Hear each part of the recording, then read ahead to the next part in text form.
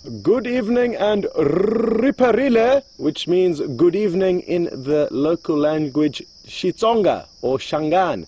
And isn't it a beautiful evening? The drizzle has stayed away. Thankfully, at one stage, Andrew and myself thought we were going to be leaning on the hood of the vehicles doing this procedure, but that wouldn't have been the same as being around the fire, and it's very, very good to have you with us here. Well done to Jamie for finding the hyena den site. What a great surprise that is to top off an incredible week here at Chuma and Arathusa. We've been spoilt with an array of different sightings. A lot of love has been in the air, some with the lions, some with the leopards, and Jamie even saw some Wahlberg's eagles mating. I'm not sure if we managed to rush you across there in time, but there certainly, like I say, is love in the air, and we are going to be playing you some clips of the love that we managed to capture between the lion as well as the leopard. But we're probably going to start off with the leopard clips while Jamie makes her way here. It started off with a big surprise. One afternoon we headed out, not sure what to expect finding, and we went into an area where no one really had searched that morning. And Jean-André and myself found some tracks of a female leopard and a male leopard, and I thought to myself, these surely are too big to be Sindile's tracks. That's the one-year-old male we got to see briefly this afternoon.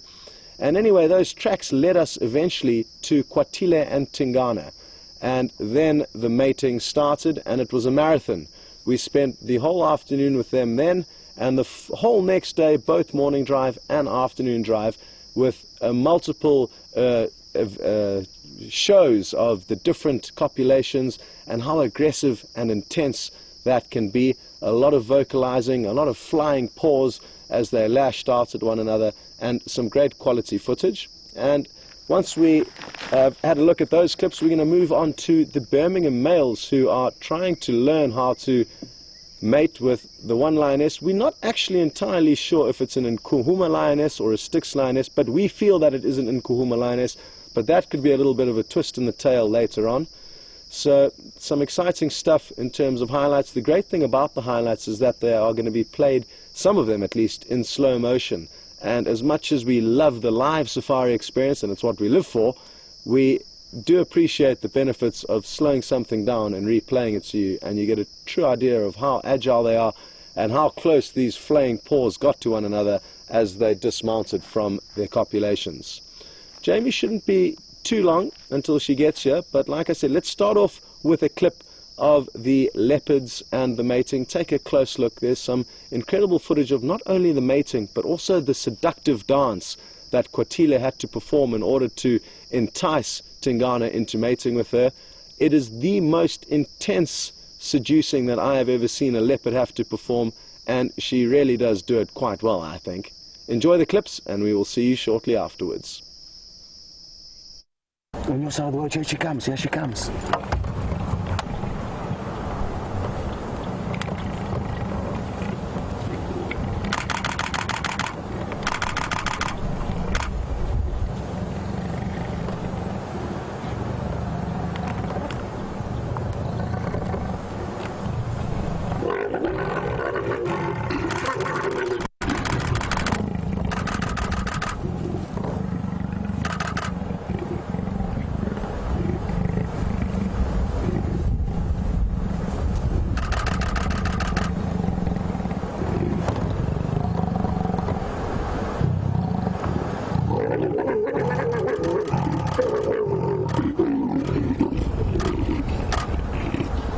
Wow!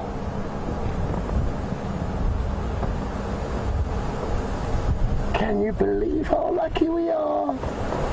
That was crazy. They were facing us perfectly.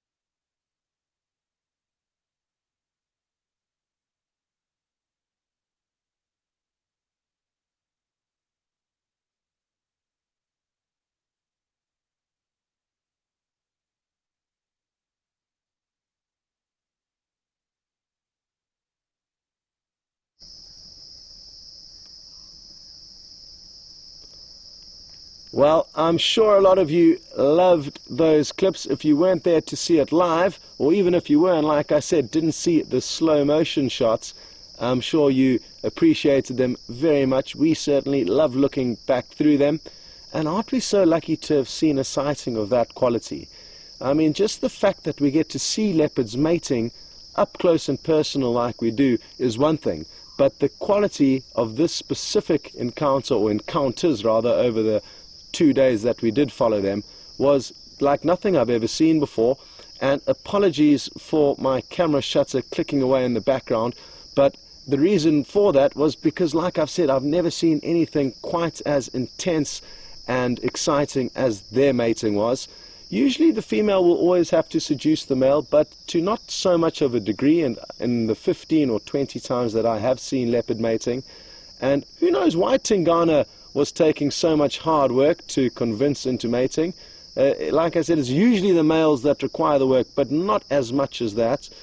But I guess by the end of it all, on the last evening, he was absolutely fatigued, as was she, and we discussed that whilst out on the drives. Who do you think has the harder job in that mating? Is it the female who has to do that intense dance, or is it the male who has to do the mounting? I'm not too sure. I'm actually convinced that it's the female that burns more energy over that whole period.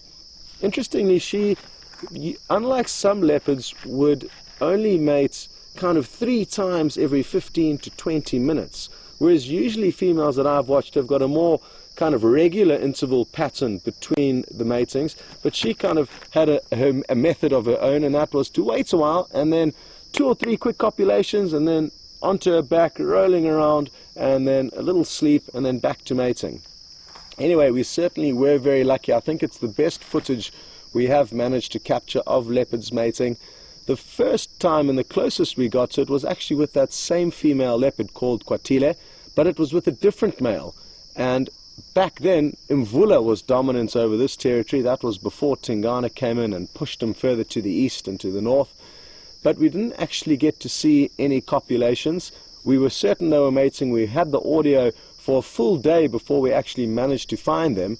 And by the time we got to them, the lions had chased them up the tree, so all the mating had to go on standby for a short time, and by then it was the end of that evening safari. Anyway, interesting stuff that we did see that leopard a few months back trying to mate, but I'm not sure which other leopards we have seen mating. Oh, I guess Shadow not too long ago, probably 3 weeks ago, also with Tingana, and I guess we could look at that as an example. Shadow didn't have to do nearly as much work to convince Tingana into mating, but we will never know the answer to why Tingana didn't quite like Kwatile. Maybe it's because he mated with her fairly recently, I think maybe 2 months ago. Hard to say. I think it's good just to take a moment now to stop and listen. I can hear some skopsals calling nearby, and listen closely. Every 4 seconds they will make their call. 1, 2, 3, 4. That was me, but now listen carefully. I'm going to keep quiet for a few seconds.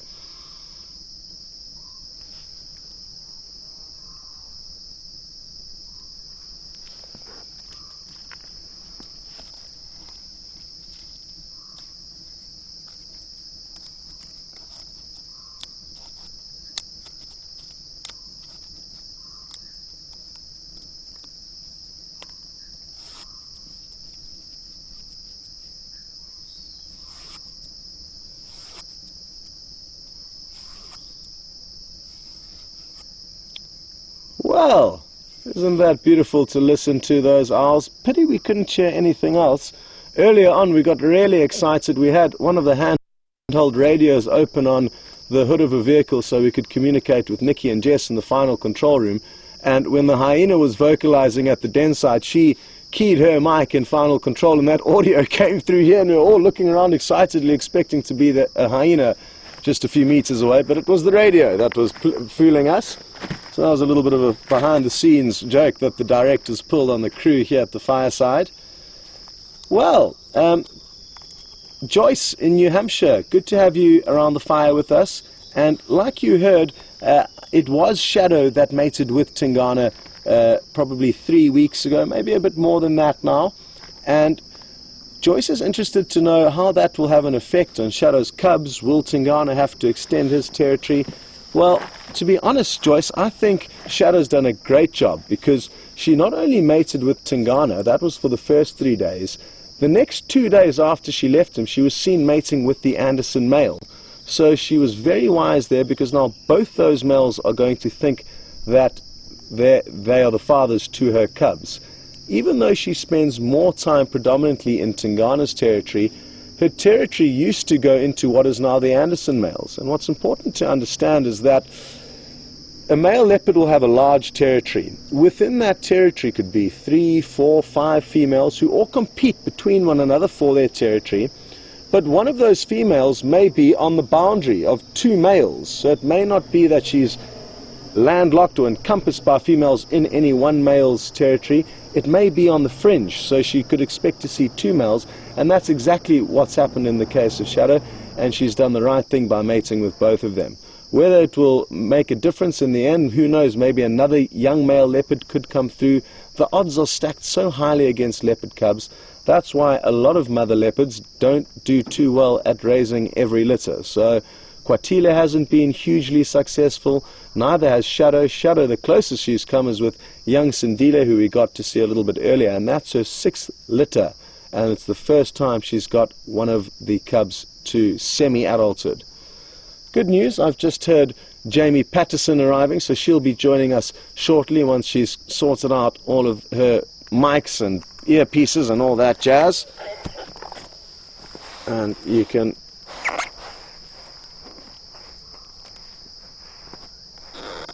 And on the topic of Tingana and Mvula, Laura's just asked or mentioned that Mvula left his territory and gave it up quite easily. Well, as far as we've seen, Laura, there was no confrontation. So yes, we can assume that he gave it up easily, but we don't know if they had a battle. We don't know exactly what went on. And a lot of the time, Archer, nobody knows, not us, not the other guides. So much happens after dark that we can only hypothesize about what we think has happened, but we'll never be quite sure. I do agree, though, he moved out, and in quite a short space of time, he appears to have not been interested in coming back. But again, that's simply because we haven't seen him. It's not to say that he hasn't been here. And I guess Tingana may have done exactly the same thing with the Anderson male. I mean, there weren't any physical confrontations or battles documented, only vocal demonstrations of size and strength where they're seen pacing up alongside one another. We got into one sighting where there was both Tingana and the Anderson male 20 meters from one another, but all we got to see was Tingana deeply growling towards the Anderson male, and that was it. I think a lot of the battles do actually get solved without any physical combat, although there are some outrageous clips of how intense male leopard fight can be. It can end in the death. It's actually quite sad to watch, because the males get so tired from fighting with one another that they end up flopping onto the ground just meters apart, looking at one another, catching their breath before they can go again on the next round. And I've only seen that on video. I've never seen it live, but with the rate things are going with Anderson, Tingana and Mvula, who knows, maybe one of them will eventually have enough and decide that they need to fight for whatever land remains for them. Just going to stoke the fire quickly. Hello, Scott. Oh, good evening, Jamil. I'm sorry for the delay. No problem. Yep. Well, we found the hyena den, Very which well is done. awesome news. Hi, Cool. guys. Sorry, we had quite the distance to travel. No worries. We've repositioned the see seating that. ever so I can slightly see as the that. smoke was causing trouble Yeah, earlier. well, last fireside chat, the tears were streaming down my face. I was sitting in the smoke. So I know exactly how that goes. I'm glad we've repositioned away from that. Good. Well, just to get you up to speed, we have played the leopard clips, Okay. and we've been discussing what may happen with, or, you know, why has Mvula given up his territory without any serious kind of a fight? But like I mentioned, it's not that they didn't have a fight. It's just that we may have not been there to see it. But certainly some interesting stuff So hard happening to there. tell exactly what's happened. You know, so much goes on at the odd hours of the night that we just would never have heard about. Exactly. Yeah. Exactly. But we have had a really, really interesting week worth of sightings. I mean, I missed out on not missed out actually, but I didn't see too much of the mating. I saw the introduction to it, so when Kwatile was trying to seduce Tingana and get him interested in her, and she was doing that whole lap dance routine, but still without any action from him. So it was so nice for me to know that she was actually getting the response that she did need, especially after we've sort of heard tell that there's a good chance she had small cubs that she's then lost. It's great to see that there's probably some future babies on the way. Yes, and we haven't ever been able to film babies for a prolonged period of time, or baby leopards at least, so that's something that we're hoping for. Maybe Karula will be another one that could surprise us with some cubs. Fingers crossed. And I mean, we've got Karula, who was seen mating over a month ago in Buffelshoek. Now Shadow 3 weeks ago roughly now. Kwatile, who we don't see that much, but who knows, territories change, and she might spend more time on Juma in the future.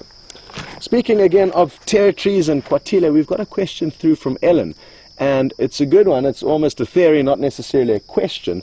And she says that maybe Kwatile was mating so intensely with Tingana because she was in another female leopard's territory, and maybe she just wanted to get the job done. So Jamie, I don't know what you think. I think that's a very interesting theory. It's a strong possibility. I mean, from what I could see and what I heard about that sighting, it was so frequent. Every 2 or 3 minutes she was back up again, then a small break, and then all going again. It's really very interesting. And maybe it was, she picked up on Karula's scent, and it probably heightened the hormonal response on her part as well. She's in another female's territory with those scents, so already her body is kind of responding to that. It's a very valid theory. Exactly, and a lot of the time, Kwatile, after mating, was getting up and looking around, making sure that Karula wasn't sneaking up on her.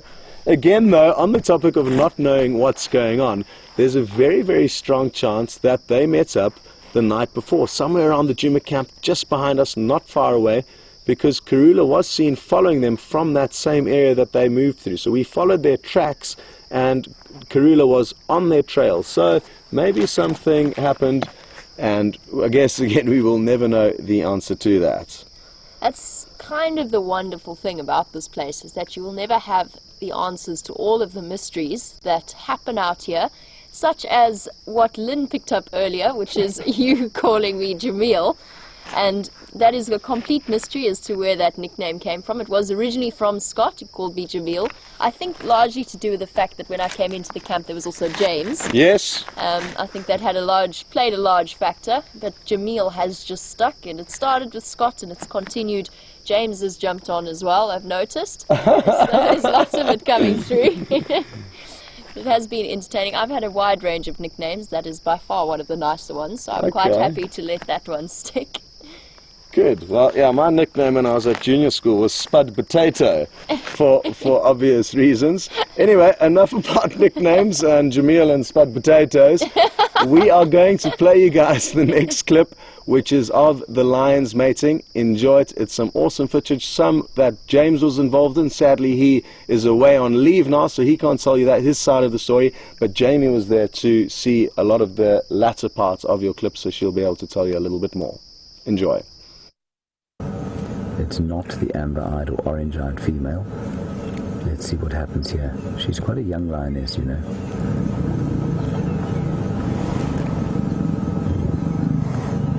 Now he's learned what to do. Here we go.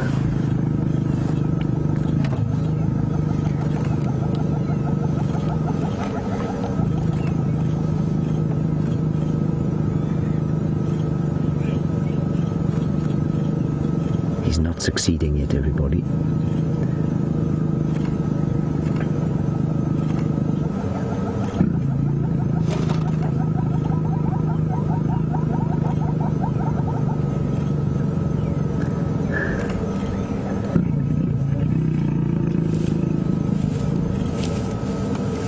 Now he's marking territory. He did not succeed there. I will explain that to you now. Look, she's still going to be a little bit dissatisfied with his performance. I think we're about to see some action here.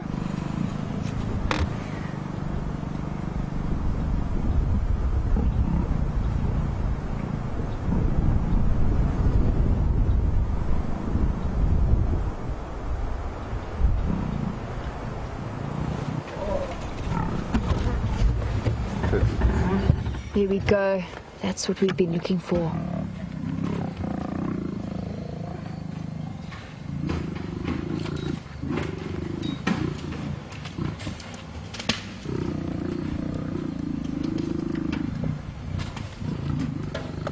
And he's still not getting it right. Again, just going to approach him. Listen to that amazing sound.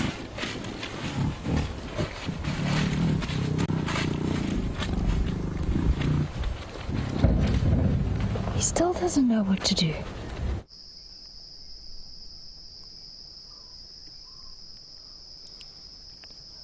Well, what an amazing sighting that was, just to see that female really going to broker for that peace deal and trying so hard to get those Birmingham boys interested. And at least during my sightings, none of them had any success. My first sighting, I know, was in the afternoon. It was just after James's sighting, and that was one of the Birmingham boys, one of the younger ones. I'm not too sure which, but I can tell you that it wasn't Scrapper. And then Scrapper I saw the next evening, mating or attempting to mate with that Nkuhuma lioness. Which was a very pleasant surprise. It was an incredibly pleasant surprise. It was called in as one lone lioness, and there I drove up, and I'm sitting peering into the sighting, thinking, no, but there's extra limbs here. Lions don't have 6 legs. What's going on? And then he popped his head up. But it really was an interesting moment because it was a completely different male to the sighting I'd had the day before.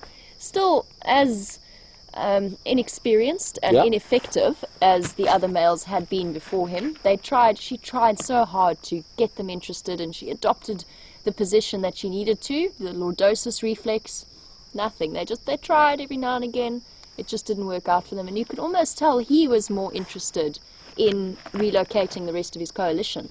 He kept looking up, listening, trying to find them. Yeah. Certainly a huge difference compared to Tingana and Kwatile, two experienced cats when it comes to mating, and really fortunate that we can see these young males kind of learning about the birds and the bees. There's no formal manuals that they get to read, or I guess I don't think their father got to teach them how to mate, so now they're busy making a fool of themselves in the process. But it's probably, well, it will be with coalitions throughout Africa that must come be. Through. It's just the first time I've ever seen that. Yeah, really interesting stuff. What we did get to see, though, was eventually, late one night, just close to the Djuma waterhole, we went out and sat with the lioness and all 5 of the brothers.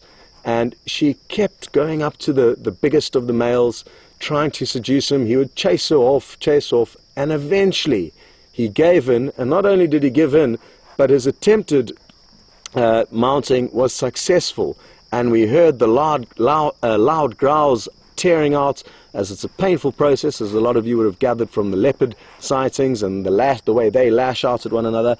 And the lioness actually managed to get her claws into his bottom lip as he jumped away, and immediately after they have unentangled themselves, he walked off proudly, roaring into the night. Ooh, ooh. So I think he did celebrate and was shouting his own praises. It was a beautiful sequence, and we do have it on film.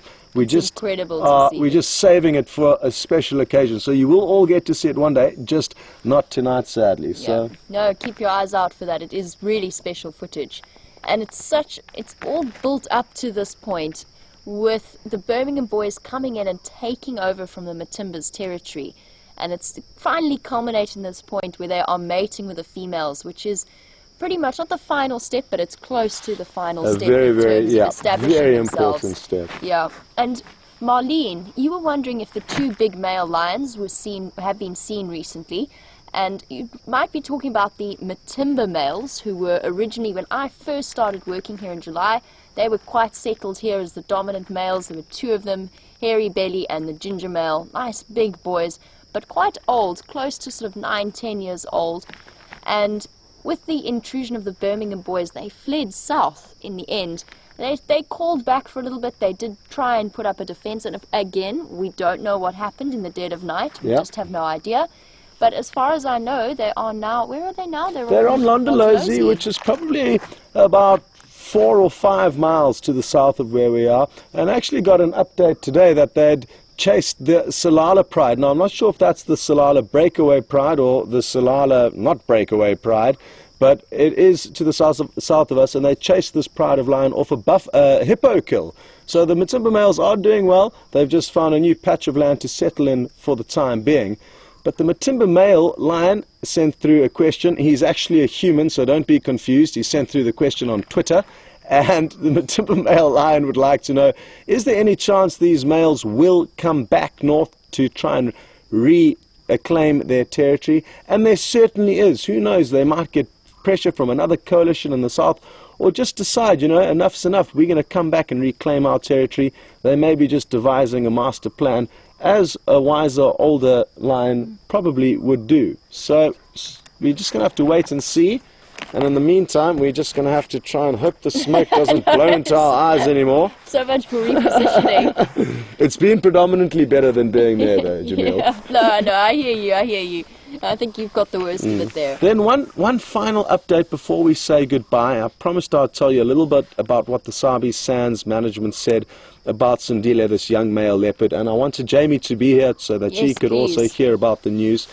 Basically, the tests that are going to come back from the domestic dog that was exterminated, which Sindile did catch, in the next day or two. So we're hoping that the results will be back in the next day or two, and that will make a big difference as to how the future of Sindile looks. But for now, they've been told, and they have to follow these state regulations, veterinary regulations. 4 more darts need to go into him, and if that doesn't happen, the leopard will have to be exterminated. So even though it appears like what is going on is horrible, and it is, that we have to now chase this leopard and scare it and undo all the hard work that we have done, but it does need to be done, otherwise he will be exterminated. So that's the update. We'll have more news in the coming days, whether that dog was rabid or not. What they may end up having to do is actually collar Sindile to closely monitor him with a satellite, but they are doing everything in their possible power to keep this leopard alive and not let it be exterminated. So as much as it may look like a daunting process and a horrible process, it's better than this leopard being killed. It's so important for his survival. And we will keep you updated on any bits of information that we get, so in the coming days that will hopefully happen. Absolutely. And just one more thing. I'd promised that I would get on top of the Twitter games. I've had Twitter for years. I've never used it. I have no experience. My Twitter handle, I believe it is called. It's the official announcement. Twitter handle is Jamie.Patterson4. I think. I hope. I think that's what it is. I've been fiddling around with it today. I'm completely You only got the 4th in line, eh? Not the 1st. No, not the 1st in line. You're going to have to speak to the big bosses at Twitter and get that changed. Sort that out. But for now, it is number 4 in line. Jamie.Patterson4. So there you go. That is my update on my Twitter handle. I will try to be... it's Jamie Patterson4. I've heard. I've got it wrong. It is Jamie Patterson4. There we go. So no dot, Jamie Patterson4. And I will try and be using it on a fairly regular basis. Regular tweets, Jamil. Regular tweets. I've actually also been very slack. I need to get back on the Twitter sphere. Oh.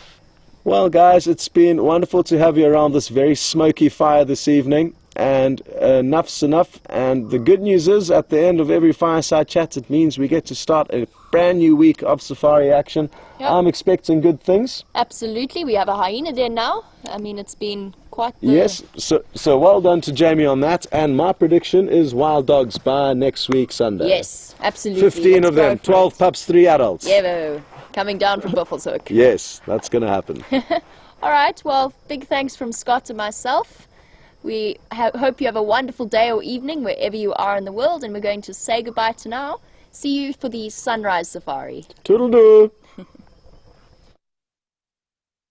Too sweet.